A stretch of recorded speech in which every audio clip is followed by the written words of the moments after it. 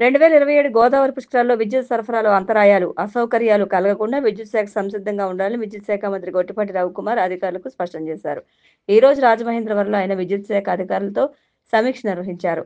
జిల్లా collector P. Prashanti, ఎమ్మెల్యేలు Buchaiah Chowdary, Nallimilli Ramakrishna Reddy, Battula Balaramakrishna, APEP DCL SE T. Tilak Kumar తదితరులు పాల్గొన్నారు.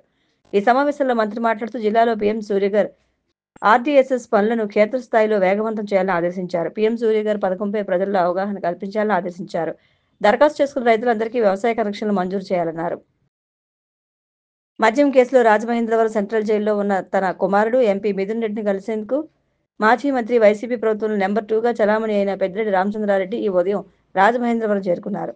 పెద్దిరెడ్డి జైల్లో ఉన్న తన కుమారుని కలిసి ప్రస్తుత పరిణామాలు, అనుసరించాల్సిన వ్యూహాలపై చర్చించే అవకాశాలు ఉన్నాయి. మాజీ మంత్రి తానేటి వనిత, మాజీ ఎంపీ మార్గాని భరత్ తదితరులు పెద్దిరెడ్డికి స్వాగతం పలికారు. పెద్దిరెడ్డి రాక సందర్భంగా సెంట్రల్ జైలు వద్ద పోలీసులు బందోబస్తును ఏర్పాటు చేశారు.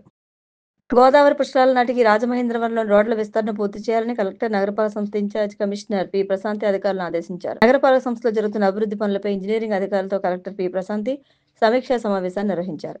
వర్షాకాలం నేపథ్యంలో వర్షపు నీరు రోడ్లపై నిలిచిపోకుండా తగిన చర్యలు తీసుకోవాలన్నారు.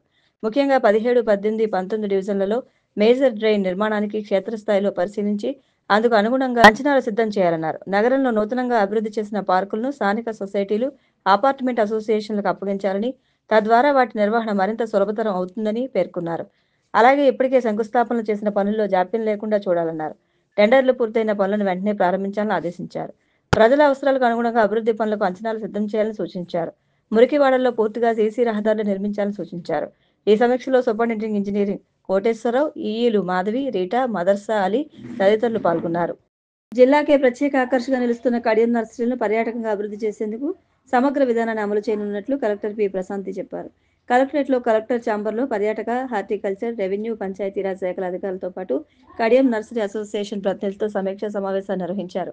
ఈ సందర్భంగా కలెక్టర్ పి. ప్రశాంతి మాట్లాడుతూ కడియం నర్సరీలో బోటింగ్, స్టాల్స్, కాఫీ షాప్, కాటేజ్లు, స్పాటింగ్, మిక్సర్ వ్యర్థాల నిర్వహణ, గ్రీన్ ఆర్గానిక్ వ్యర్థాల ఆధారంగా సేంద్రియ ఎరువుల తయారీ వంటి అనుబంధ కార్యకలాపాలు చేపట్టి ఆర్థికంగా నర్సరీ వ్యవసాయ రంగాన్ని బలోపేతం చేయాలన్నారు. రాజమహేంద్రవరంలో ముఖ్య కూడళ్లలో మరియు రహదారి డివైడర్లలో మొక్కల సంరక్షణకు కడియం నర్సరీ అసోసియేషన్ ముందుకు రావాలని కలెక్టర్ పిలుపునిచ్చారు.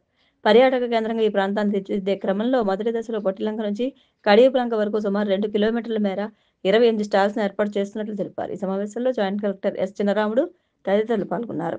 అక్టోబర్ నెల వరకు జిల్లా వ్యాప్తంగా ఉన్న ప్రభుత్వ మరియు ప్రభుత్వ అనుబంధ పాఠశాలల్లో విద్యార్థులకు ఉచిత కళ్ల పరీక్షలు, అవసరమైన వారికి కళ్లజోళ్ల పంపిణీ, ఆపరేషన్లు చేయించే కార్యక్రమాన్ని నిర్వహించనున్నట్లు జిల్లా వైద్య ఆరోగ్య శాఖ అధికారి డాక్టర్ కె. వెంకటేశ్వర వెల్లడించారు.